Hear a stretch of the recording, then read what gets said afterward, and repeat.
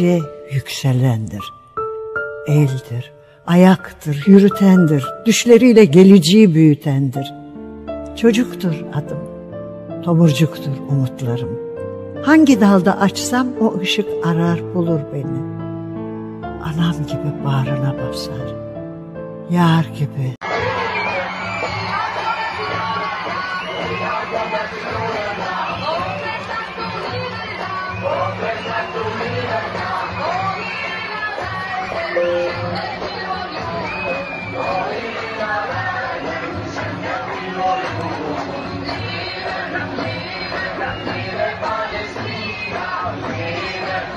Yağmur yağmur yağacak renkler, daha hoş kokacak otlar çiçekler. Gökten yağmur yağmur yağacak renkler, daha hoş kokacak otlar çiçekler.